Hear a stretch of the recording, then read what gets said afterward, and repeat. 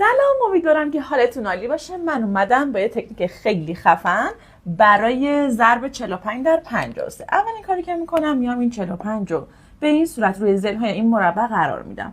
4ش رو میذارم اینجا، 5ش هم میذارم اینجا. 53 هم میام این طرف قرار میدم. 5 رو میذارم اینجا، 3 هم میذارم اینجا. حالا وقتشه که هر کدوم از این مربع ها رو از وسط از قطرشون اینجوری نصفش کنیم. حالا وقت ضرب کردنه. اول میایم این 4 رو توی این 5 ضرب میکنم. 4 5 تا میشه 20 تا. خب 20 رو میام اینجا مینویسم. حالا 5 5 تا میشه 25 تا. میام اینجا مینویسم 25. حالا نوبت ضرب این 4 توی این 3. 4 3 تا میشه 12 تا. این از 12. 5 3 تا هم 15 تا. 15 رو مینویسی.